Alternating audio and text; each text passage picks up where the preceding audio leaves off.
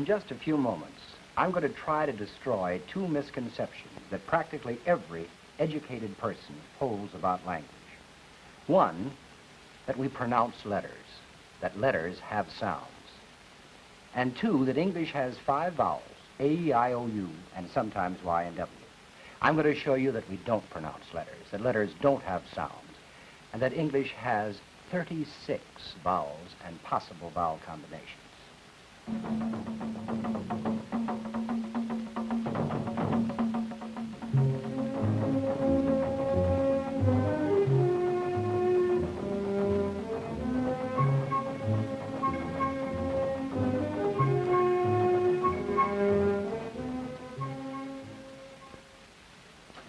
In our last program, we showed you that language was more than words, that it was the patterns of language that allowed words to do their work for us, and that language was uniquely human, that only man could talk, that these marvelous patterns and the words within their patterns, that actually these particular words seem to shape the impressions that we got about the world, and also that language itself was encased in a package of other systems, what we call paralanguage and kinesics.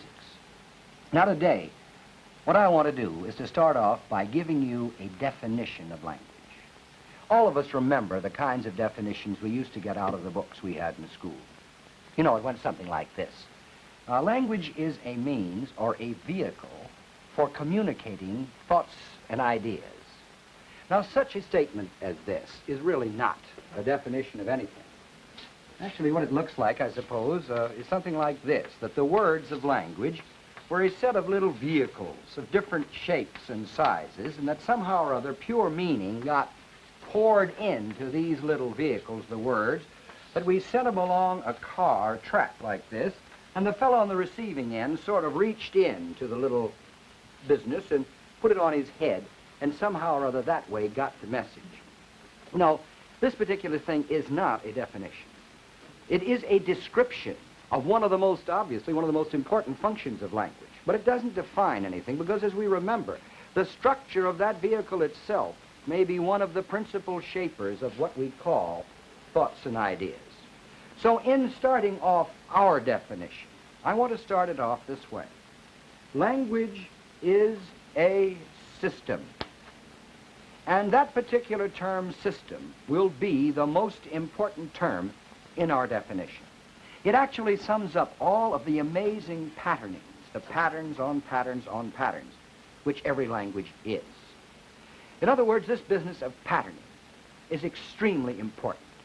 We all had to learn this business of patterning, and you may remember on our first program we talked about grammatical patterns, the subject-predicate pattern, the subject-verb and complement pattern, without which we couldn't talk about the world. We also talked about intonation patterns. We found that intonation patterns could change the whole meaning of the sentence, even though the words and the grammatical patterns might be the same. For instance, what are we having for dinner, Mother? That's a polite way of asking Mother what we're having for dinner. What are we having for dinner, Mother? Here we're not being very polite to Mother, and we're not calling her a too good cook as well. And then if we said, what are we having for dinner, Mother? Well, as you can see, these particular intonation patterns can change the entire meaning of a sentence. Now, there's another level of patterns that I want to talk about this afternoon. And those are what we call distributional patterns. In every language, we find that certain words have to go together with certain other words and can only go together with certain other words. Certain constructions only with certain other constructions. Certain kinds of sentences only with certain other kinds of sentences. This business of distribution is extremely important. For instance, we can say men are evil, but little boys aren't evil. Little boys have to be mischievous or bad. We can say he was struck by a car, but we're not stricken by a car.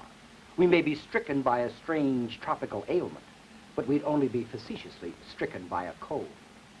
For instance, a baby can be little, cute, clever, intelligent, and I'm afraid sometimes even blue. A shoe can be little and cute and clever and blue, but not intelligent. This business of distribution, the obligatory nature of certain distribution patterns actually works so thoroughly that we actually can predict in many cases, even if we didn't hear a certain word, again showing you how really unimportant these words are in terms of the patterns, in contrast to the patterns. We actually can predict certain words even though we haven't heard them.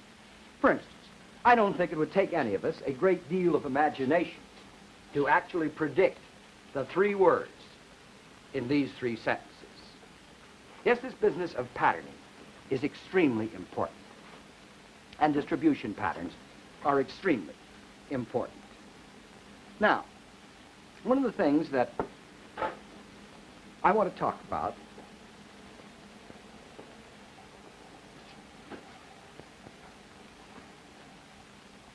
is the fact that language is much more than just patternings on this level. In other words, language is a patterning below the level of the words.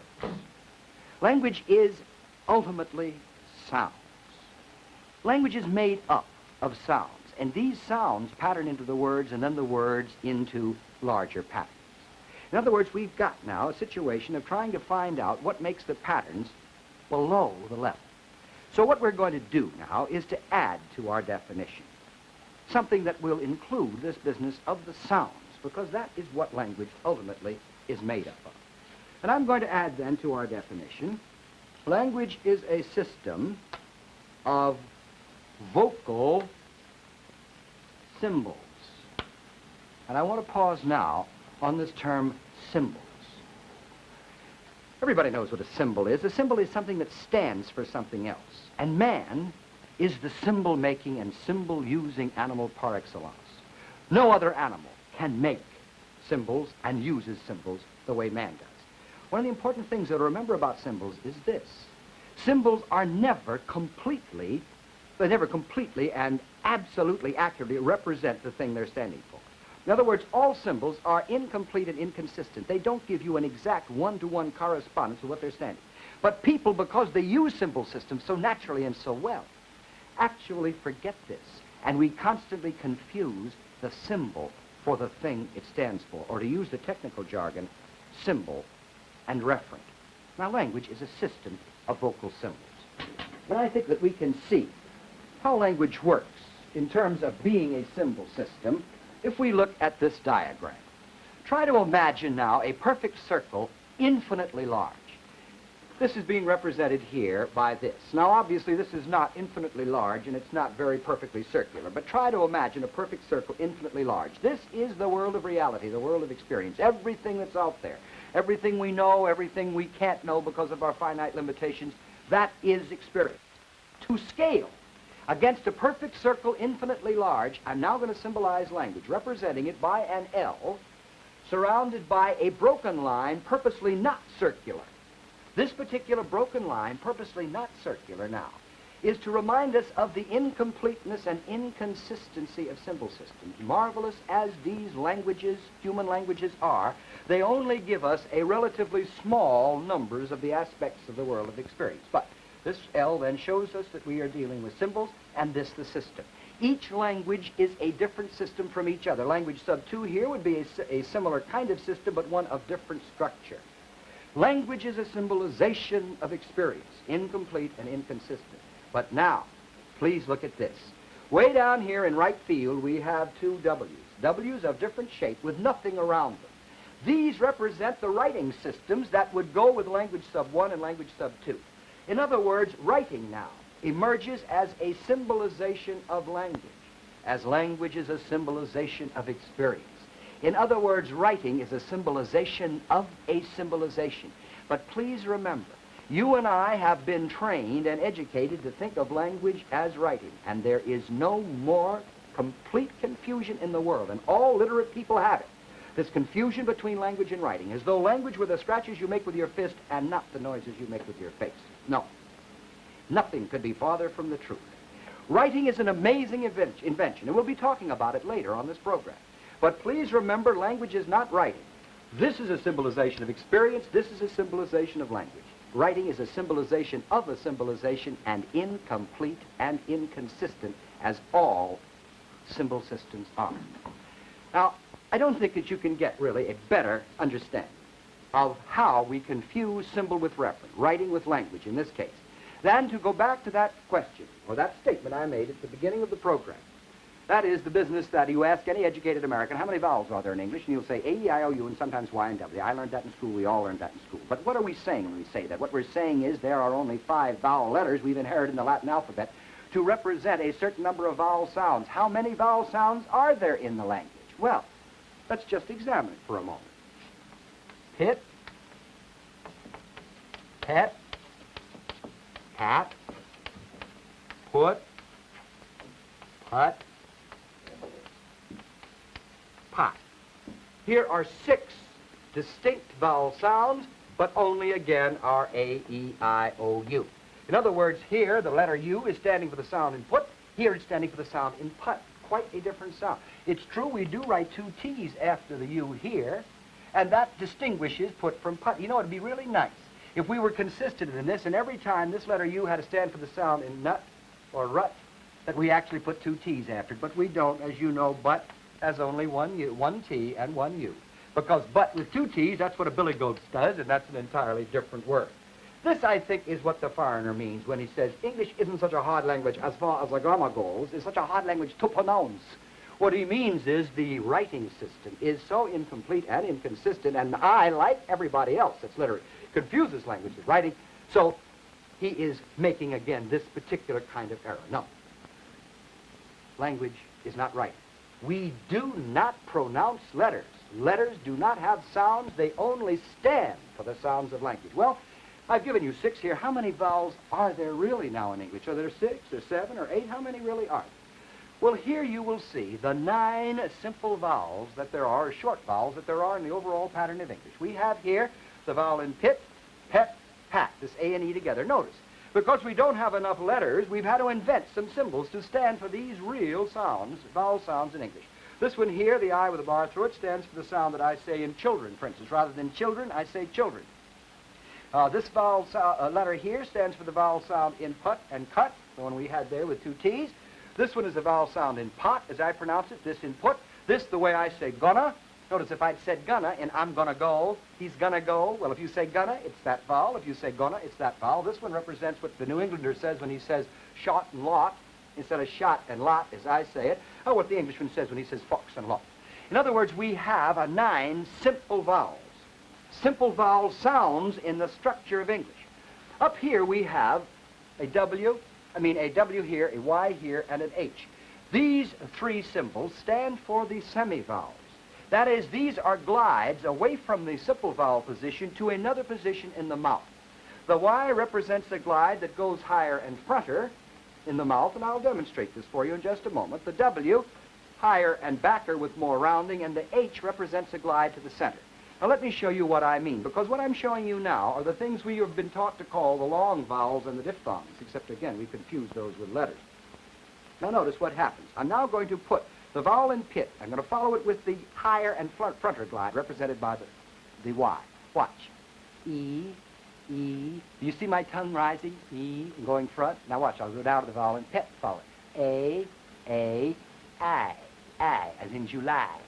As in feast and blade. In other words, I can follow every one of these with a Y. Now here's the W. Higher and backer with more rounding. Watch this. Ooh, vowel in put plus a W. Ooh, see the increased rounding? You can feel your tongue go up. O, all, and so on. Now, the glide to the center. Watch how my tongue will go to the center from a vowel position. I, ah. See it rise? In other words, every one of those simple vowels can be followed by each one of the semivowels to give us not just 9, but now let's look at this chart and see how many there really are. If we take the simple vowels, if we take these simple vowels and add Y and W and H to it, how many are we going to get? Well, here it is. There are simple vowels. Now, 9 plus 9 plus 9 plus 9. 36 possible syllable nuclei in English, and we still have only A, E, I, O, U, and sometimes Y and W to represent. If you want to see again now how inconsistent our writing system is, just watch this. As we know, let's take just the simple, or the complex nucleus. Let's take I. The sound, well, how many? Here's 1 combinations of sound. How do we write it? E-Y-E, capital I, A-I-S-L-E, I-S and I-L. If you've got money and you say either instead of either, the E-I of either. And so we can see, you could think of half a dozen more. One vowel combination, many different ways of writing, but the other way around. O-U-G-H, the same series of letters, standing now for many different sounds. Though, through, cough, enough, plow, and you could probably think of more. In other words, our writing system is extremely inconsistent, and it is incomplete. Pity the poor Spaniard, though. He only has 5 vowels, and he asks the American, please, how many vowels are there in English? And we say 5, A, E, I, O, U, and sometimes Y and W. He says, bueno, we have only 5 in Spanish, A, E, I, O, U, but he only has 5 in Spanish. Consequently, the 5 vowel letters are much more consistent for him than they are for us.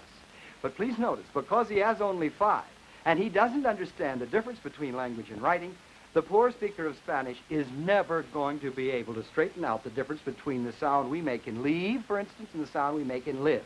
He's always going to be living when he should be leaving and leaving when he should be living. And he'll never hear the difference, and nobody's ever going to make it clear to him because we still tell the poor man we have only 5 vowels, A, E, I, O, U, and sometimes Y, W. No. We do not pronounce letters. Letters do not have sounds. We only use these letters to represent the sounds of our language. Now, I want to add a term to our definition. So far, what we've noticed is, and what we've been talking about, is the fact that language is a system of vocal symbols. We've talked about symbols and the possibility of confusing the symbol for the thing it stands for. We've made the point that language is the noises we make with our face and not the scratches we make with our fist. That the whole business is symbolized. But now I'm going to add another term to our definition. I am going to say language is an arbitrary system of vocal symbols. Now, what do I mean by arbitrary? What I mean by arbitrary is this. There is no necessary connection in the world of reality between the thing symbolized and the symbol. There is no necessary connection in the world of reality between the thing symbolized and the symbol. In other words, what happens is that languages seem to select, so to speak. They seem to select certain aspects of the world of experience, and these are the things that they talk about, as though these particular things were important to these languages.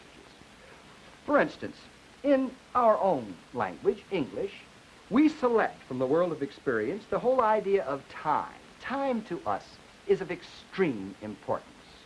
We can't make the simplest sentence without placing the particular event we're talking about along a timeline. What did I do? I dropped the chalk. I dropped the chalk.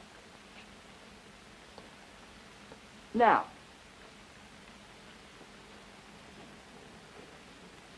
you know perfectly well when that event took place, and I know perfectly well when it took place because I performed it. But if I asked you, as I did, what did I do? And you say you dropped the chalk, what are you saying? By putting that little on the end of that verb, what you are saying is the action has already taken place in the past, Bud. But I know that because I performed it. You know it because you saw me perform it. I know, you know, I know it. I know, you know, I know. And so on, we could go all afternoon. And yet when I say, what did I do? You have to say, you drop, and the action has already taken place in the past, Bud, the chalk. We can't get out of it. Now, is there anything really important in the world of existence about time that makes certain languages talk about it? No, there isn't. It's as though we were partners to a conspiracy, really. It's as though we were partners to a conspiracy to talk about the world in a certain way. Other languages would not talk about it this way at all. For instance, I remember an Asian graduate student. He was at Princeton when I was there in the graduate school years ago, and this kind of thing always used to amuse him. He said, it's really insulting to me. I don't see how you people don't get insulted, because after all, this is not the way the world is at all.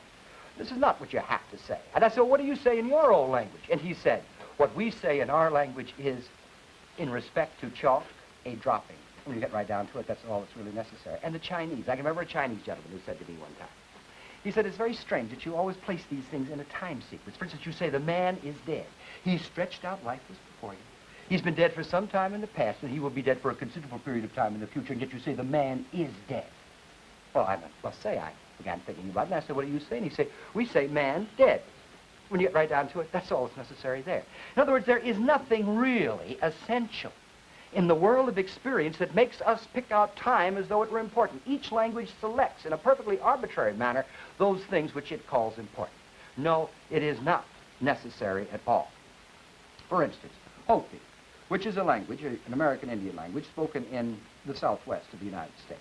It isn't a question of the time of an action that worries the Hopi. That's not what he considers important. All he's considered, or what he is considering much more important than the time in which an action took place, is whether or not the action really has happened. That is it a real thing that's been talked about, that's been observed by the observer? Has the person speaking to you really direct evidence that this thing is true? Or is it just something that might happen, that's potential? He's interested between potential and actual. We're interested in the time that an event took place. Here, for instance, you can see a Hopi talking to another Hopi about a person who is running. Now notice what we say. The observer, the speaker, is seeing the person running. And we say in English, he's running, or he is running. We have to, because the time is what we're concerned about. The Hopi, however, says wari, which means I know for a fact the running is taking place. It's a factual thing that's real. Now, notice, he's left the field of vision now, the runner. We have to say he ran. In other words, it's something that's happened in the past. Still worry to the Hopi because it was something this man knew for a fact took place. This is quite a different kind of thing. Quite a different kind of thing. We are all partners in a conspiracy, so to speak, without knowing we're in a conspiracy to divide the world in a certain way. Now, for instance, one of the things that we might look at in this connection in terms of being arbitrary is this. The speaker of German, for instance, can't talk about well, in other words, he won't talk about he's going somewhere. He has to tell you whether he's going on foot or whether he's going in a vehicle. He has two verbs, gehen, go on foot, and fahren, to go in a vehicle. For instance, when we say, tomorrow I'm going to Berlin, the German would say, morgen fahre ich nach Berlin. I'm going in some kind of vehicle. If he said, morgen gehe ich nach Berlin, tomorrow that would mean I'm walking to Berlin. Well, we'd get it. I think the German would get a picture like this, a man out on the Autobahn with his suitcase thumbing a ride. And yet we just simply say, tomorrow I'm going to Berlin. That's all we need to say. And if the guy wants to know how, he says, how are you going? Going to fly? Nope, going by train. Oh, nope, going by car. In Navajo, another language, American Indian language, spoken in the southwest of the United States, when you want to talk about how you're going somewhere, you can't just simply say you're going either on foot or in a vehicle. You've got to say how in every case. You're going on foot, you're going on horseback, you're going on horseback at a trot, or at a gallop, you're going in a car, you're going to go in a boat, you're going to go in an airplane. He can't say the simplest verb of motion without being forced to specify the means of locomotion. In other words, each language is sort of hip, so to speak, on various aspects of experience that are terribly important. But it's perfectly arbitrary. Look at it this way. For instance, if I'd grown up and you'd grown up, we'd all grown up, and learned to call this thing foot and this thing hand, none of us would be the wiser.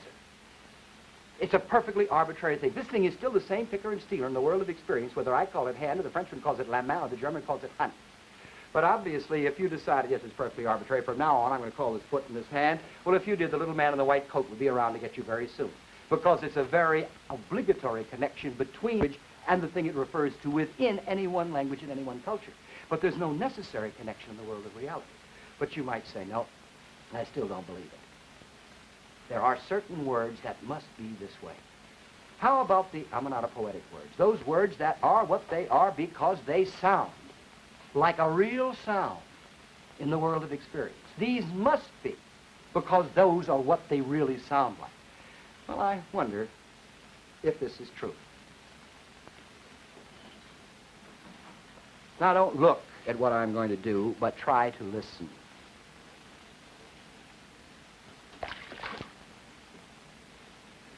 You heard that sound. That's a splash. Obviously, it's a splash. It's a splash because that's what that sound is. It has to be a splash. It can't be anything else but a splash. Every language, then, if this were true, and that particular noise forced languages to hear the world of experience in an unarbitrary manner, but in a, if you will, logical manner, every language ought to have for that sound the word splash, but do they? To answer that question, we went to the UN and we asked speakers of many different or several different languages. To translate literally, it went splash, splash. It went splash, splash. And this is what we got. In French, it would be flock, flock. In Italian, it would be bluff, bluff. In German, it would be plump, plump. In Swedish, it would be plop, plop. In Urdu, it is chapaka, chapaka. And in Hungarian, it would be csobban, csobban. And there you are. Obviously, it's not something that forces us to say certain things or use certain words. This is not the way it is. Because there is, again, no necessary connection in the world of experience between the thing symbolized and the symbol. There is no logical necessity. We are dealing with a very definitely arbitrary system. There isn't any logic in it, but people say, yes, there must be some logic somewhere. Some language or one language must be more logical than another language.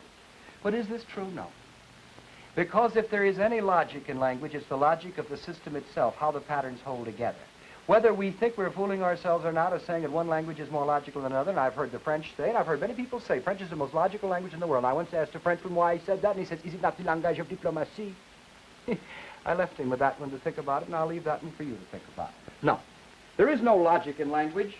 Actually, what we call logic is simply the way our language structures experience. The actor, action, result, sentence type to us is the logical way to talk. The Chinese thinks the subject comment or topic comment, man dead, is the logical way to talk. We say, what is as logical as 2 + 2 = 4? What could be more logical than that? But this is only just a projection one level higher of the way our language actually structures experience. Actor, action, result. No. We talk about the world in a certain way, and that is what logic means to us. The Chinese talks about the world in a different way, and that is what logic means to him. The Chinese logician finds Immanuel Kant full of holes when it comes to logic. Logic is the way the system integrates. Now, on our program today, we have tried to talk about certain misconceptions. We have talked, for instance, about the fact that language is an arbitrary system of vocal symbols. It is not writing, that we don't pronounce letters. Letters don't have sounds. That this whole amazing business is, so to speak, selective. This is a very amazing kind of arbitrary way of really being able, for people being able to interact with each other. This business has to be learned early and thoroughly. Now, next week, what we're going to do is to answer another question, a very important question, as we continue our definition of language and continue to see if we can destroy some further misconceptions. And that question is, do primitive people have primitive languages? Do primitive people have primitive languages? Please be with us next week, won't you?